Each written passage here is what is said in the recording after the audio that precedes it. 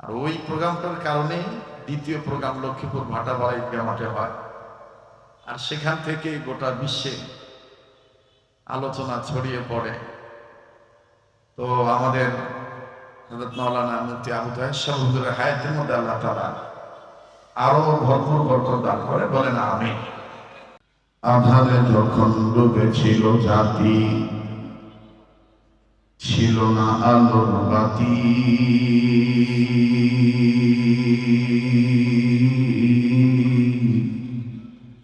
বর্বরতার অন্ধকারে পৌঁছে মানব জাতি। মেয়ের জন্মে বেজার পিতা, খড়িত নতুন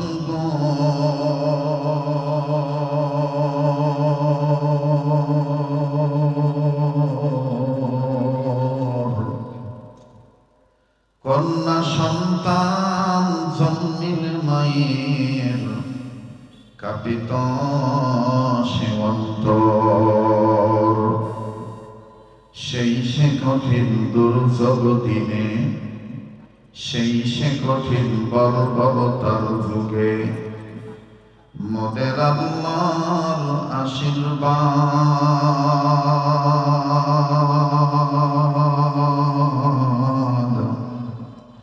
ধরণী মাঝে পাঠিয়ে দিলেন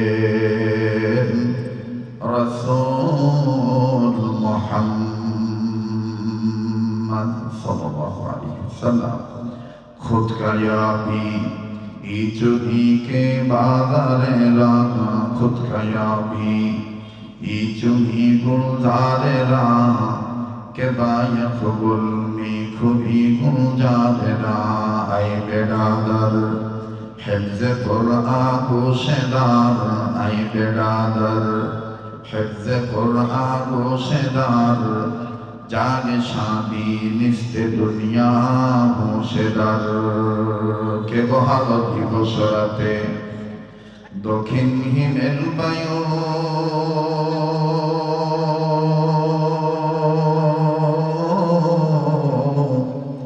কোথা থেকে পেলি রে তুই মানুষ তোর জীবনের আয়ু।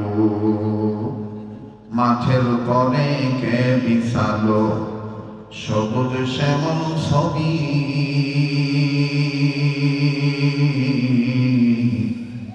সকাল বেলায় কে উঠাই রে আবির রাঙ্গা রবি। মাঠ ভরা ওই কে দিল গো শস্য যখন, চিন্তা করে দেখো মানুষ এসবই হলো আল্লাহ পাকের দান। লা ইলাহা ইল্লাল্লাহ, জোরে লা ইলাহা। ভাইজান আলহামদুলিল্লাহ রাব্বিল আলামিন। কালেমা তৈয়বার সাথে কারো কোনো দুশমনী আছে? যারা দাঁড়িয়ে আছেন, যদি শরীয়তে কোনো ওজর না থাকে, শরীয়তের ওজর যদি না থাকে, মেহরবানি করে আপনারা, যেহেতু বসার জায়গা আছে, বসে পড়লে পরিবেশটা সুন্দর দেখা যাবে। এজন্য আপন জিম্মাদারিতে পরিবেশের দিকে লক্ষ্য রেখে আমরা বসে পড়ি। আর জানতে চাচ্ছি, লা ইলাহা ইল্লাল্লাহর আওয়াজ, এই তৌহিদের বাণীর সাথে আমাদের কোনো দ্বিমত আছে? বলেন আছে? তো মোহাম্মতের সংকার দিয়ে কালেমা পড়েন লা ইলাহা, জোরে জোরে লা ইলাহা ইল্লাল্লাহ, লা ইলাহা ইল্লাল্লাহ, লা ইলাহা ইল্লাল্লাহ, লা ইলাহা ইল্লাল্লাহ, লা ইলাহা ইল্লাল্লাহ মুহাম্মাদুর রাসূলুল্লাহ সাল্লাল্লাহু আলাইহি ওয়াসাল্লাম। দেওয়াল কোরআন হিফজ মাদ্রাসা রাজশাহীর উদ্যোগে, পাশাপাশি অত্র দ্বীনি প্রতিষ্ঠানে এই বাগান থেকে ফুটন্ত গোলাপের চেয়েও দামি, যাদের সিনায় কোরআন হিফজ করেছেন, হাফেজ কোরআন, হাফেজ ছাত্রদের পাগড়ি প্রদান উপলক্ষে, পাশাপাশি হিফজুল কোরআন অ্যাওয়ার্ড উপলক্ষে তৃতীয় বার্ষিক ইসলামী মহাসম্মেলনের অত্যন্ত পরম শ্রদ্ধেয় মান্যবর সম্মানিত সভাপতি জনাব আলহাজ মোহাম্মদ ইয়াসিন সাহেব, আজকের মাহফিলের মান্যবর প্রধান অতিথি জনাব মোহাম্মদ আব্দুল মুমিন মন্ডল সাহেব, আজকের মাহফিলের বিশেষ অতিথিবৃন্দ, আমন্ত্রিত অতিথিবৃন্দ, আজকের মাহফিলে আলোচক বৃন্দ যেনারা ছিলেন, যেনারা তাফসীর, তাকরীর, নসিহত পেশ করেছেন, জাতির শ্রেষ্ঠ সন্তান আমার ছেলে তাজ, বিশেষ করে আমার পূর্বে যিনি কথা বলেছেন ওস্তাদুল উলামা ডক্টর মাওলানা HM শহীদুল ইসলাম সাহেব, দোয়া করি আল্লাহ তাআলা হুজুরের হায়াতের মধ্যে ভরপুর বারাকা দান করেন, আফিয়াতের জিন্দেগি দান করেন। পাশাপাশি আমার ডান সাইডে বসে আছেন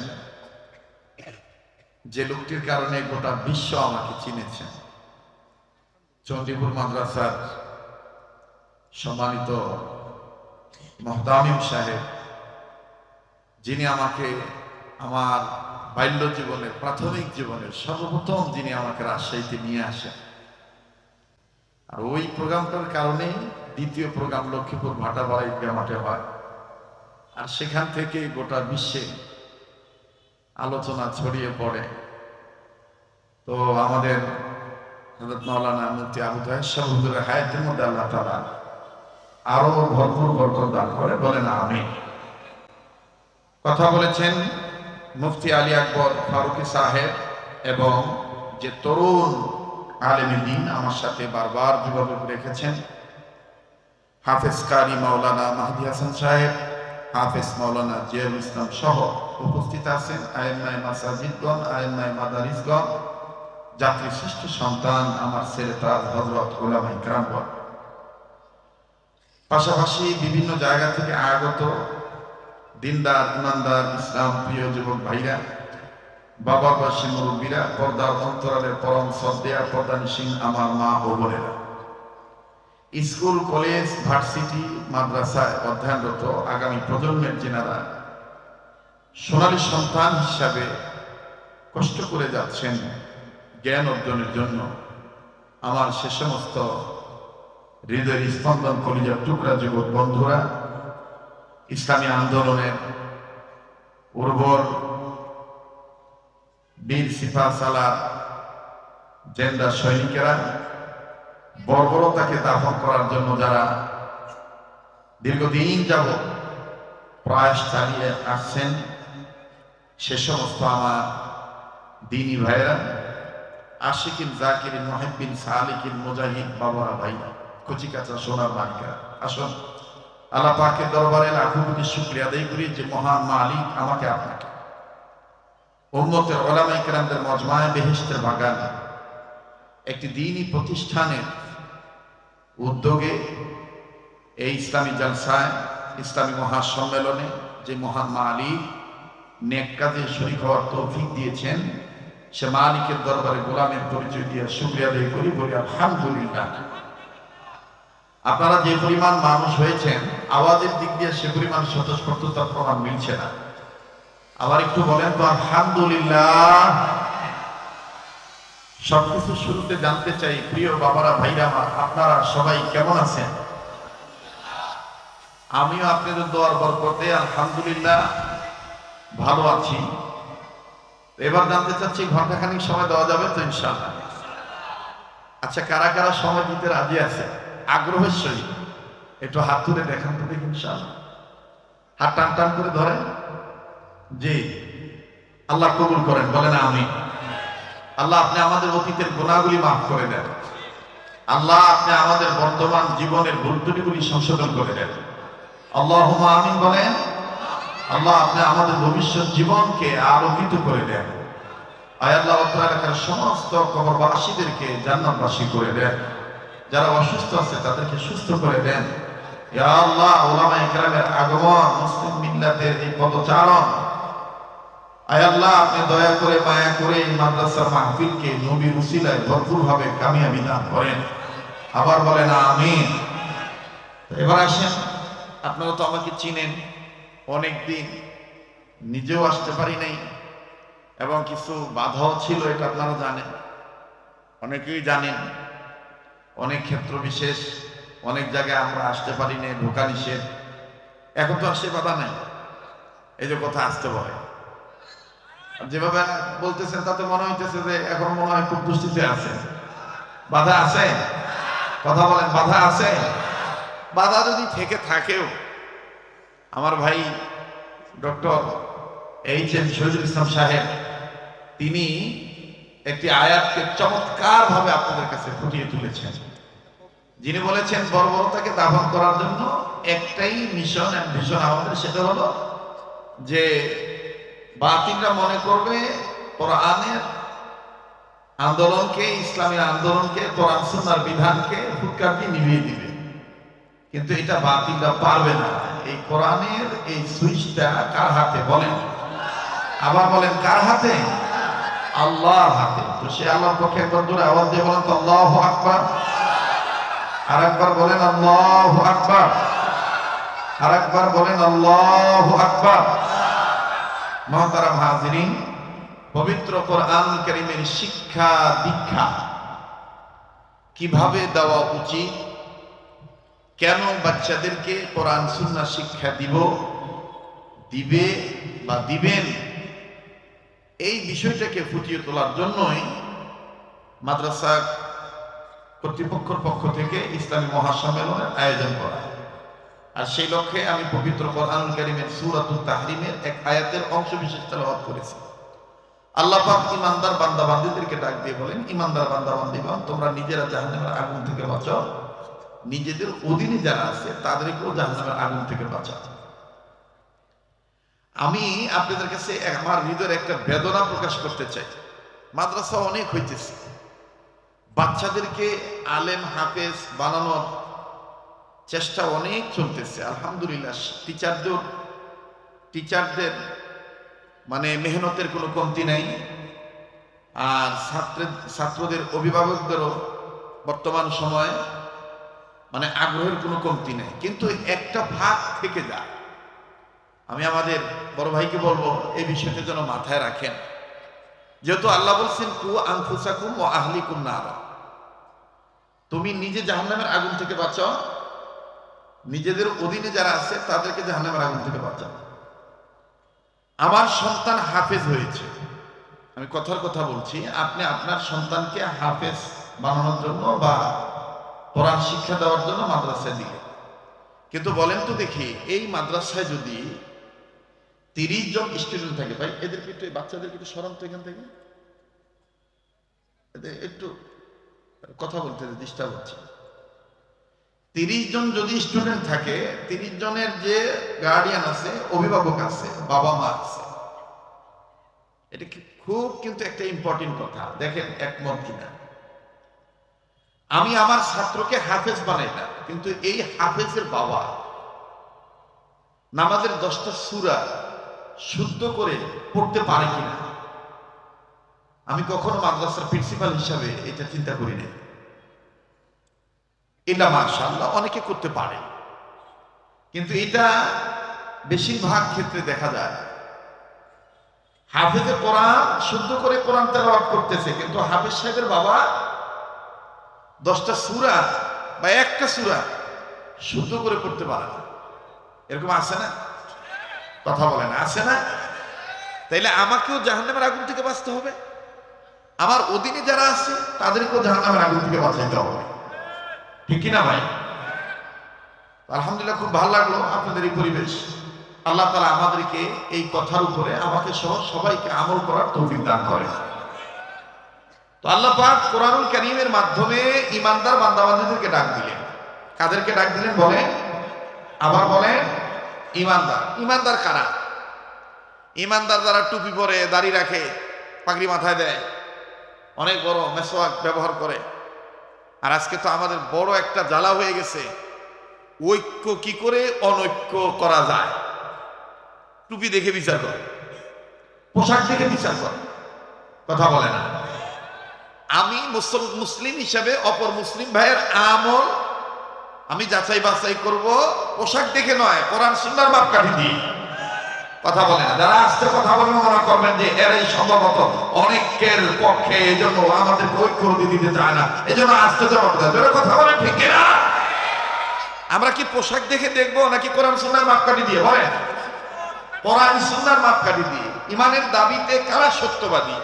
ইমানের দাবিতে তারা সত্যবাদী। আল্লাহ পাক বলেন, ইন্নামাল মুমিনুনা আল্লাযীনা আমানু বিল্লাহি ওয়া রাসূলিহি সুম্মা লাম ইয়ারতাবু ওয়া জাহাদু বিআমওয়ালিহিম ওয়া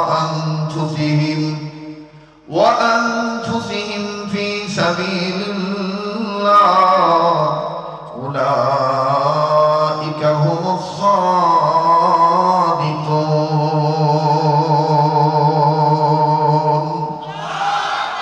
আল্লাহু আকবারের সাথে কারো কোনো দুশমনী আছে? আল্লাহ মহান, এই কথাটা আসতে বললে বা জোরে বললে কোনো বাধা আসবে? আল্লাহু আকবার বলতে হবে। আমার বন্ধুগণ, এখনো কিন্তু অনেকে আছে এরকম বলে, যারা নারায়ে তাকবীর আল্লাহু আকবার বেশি বেশি বলে, এরা মোল্লাতন্ত্র, এরা জঙ্গির সাথে সম্পৃক্ত। কিন্তু ওই দাদাদেরকে বলতে চাই, দাদা আপনার ওই পানি পড়া ওই ট্যাবলেট আর বাংলার জমিনে চলবে না। এই জঙ্গি, এই ভঙ্গি, এই মোল্লাতন্ত্র, এই জঙ্গিবাদ, উগ্রবাদী, মৌলবাদী, এই সমস্ত কথা বলে ইসলামী আন্দোলনকে আর দমন করা যাবে না। ঠিক কিনা বলে? কেননা আমাদের দিলের তামান্না একটাই, সেটা কি? আমরা শেষ সময় পর্যন্ত, মৃত্যুর আগ পর্যন্ত ইসলাম নিয়ে, কোরআন সুন্নাহর বিধান নিয়ে টিকে থাকতে চাই। এতে যদি জীবন চলে যায়, জীবন চলে যাবে, কিন্তু ঈমান ছাড়ব না। ঠিক কিনা বলে? আমার ভাইরা, আমার বন্ধুরা, কোরআনুল কারীমের শিক্ষা গ্রহণ করতে হবে। ইলমে দ্বীন শিক্ষা গ্রহণ করা প্রতিটি মুসলিম নর-নারীর উপর ফরজ। আমার ভাইরা, কিন্তু যারা আজকে কোরআনুল কারীমকে হিন্দু ধর্মের পুস্তকের মতন, গীতার মতন, বেদের মতন, সামবেদের মতন ভিন্ন ধর্মের ধর্মীয় পুস্তকের মতন পুস্তক মনে করে, তারাই কেবলমাত্র, শুধুমাত্র, একমাত্র কোরআনের রাজনীতিকে অপছন্দ করে। কথা বলেন ঠিক কিনা? কারণ তারা মনে করে কোরআন তাবিদের কিতাব। আবার তারা বলে, এই যে এক পাগলা ছিল, পাগল বলছে যে এরা পরের বাইত খায়। আচ্ছা, কে পরের বাইত খায় না? কর, পরের বাইত কে খায় না? আমরা তো সবাই পরের বাইত খাই, কথা কয় না? আমি এক জায়গায় চাকরি করি, কথার কথা, আমি চাকরি করি। ওই চাকরি থেকে আমার পারিশ্রমিক আল্লাহ তাআলার মেহেরবানিতে আসে, সেটার মাধ্যমে আমার রিজিকের ব্যবস্থা হয়, কথা কয় না? যত দোষ খালি দেখবেন হুজুরদের, যত দোষ খালি, যত দোষ কাদের? হুজুরদের। হুজুররা আস্তে হাঁটলেও দোষ, জোরে হাঁটলেও দোষ। আস্তে হাঁটলে কয় কত যে খাইছে, পেট নিয়ে নড়তে পারতেছে না। আর জোরে হাঁটলে কয় এত লুবি, দাওয়াত পেয়েছে, এখন হুঁশ নেই। ঠিক কিনা? আমার বন্ধুগণ, আমার ভাইরা, তবে আমাদের মাথায় রাখতে হবে ব্যাপারটা যেন এরকম না হয় যে ওর চাইতে ওর বাপই ভালো ছিল, ওর চাইতে, জ্ঞানী মানুষ ইশারায় বুঝে নিবেন, ওর চাইতে ওর বাপই ভালো ছিল। সেটা কেমন? এক ব্যক্তি খুব চুরি করে, এলাকার মধ্যে গরু চুর বিখ্যাত, আর কি, গরু চুর নামে বিখ্যাত। তো ছেলেরা বলতেছে, আব্বা সমাজের মুখ দেখাতে পারি না, সবাই আপনাকে মন্দ বলে, খারাপ বলে, কেউ ভালো বলে না। কয় বাবা দোয়া কর, মরার আগে তোদেরকে এমন বিদ্যা শিক্ষা দিয়ে যাব, মৃত্যু পর্যন্ত তোর বাপকে সবাই ভালো বলবে। এখন ছেলেগুলো অপেক্ষায় আছে যে আব্বা কি বিদ্যা শিক্ষা দেয়। তো মৃত্যুর আগে ছেলেদেরকে ডাক দিয়ে বলতেছে, বাবা তোর বাপের যেন গোষ্ঠী শুদ্ধা সবাই ভালো বলে, সেজন্য একটা বিদ্যা তোদেরকে বলি। আমি তো শুধু চুরি করছি, আর তোরা চুরি করবি, কিন্তু ব্যতিক্রম। বলে কেমন?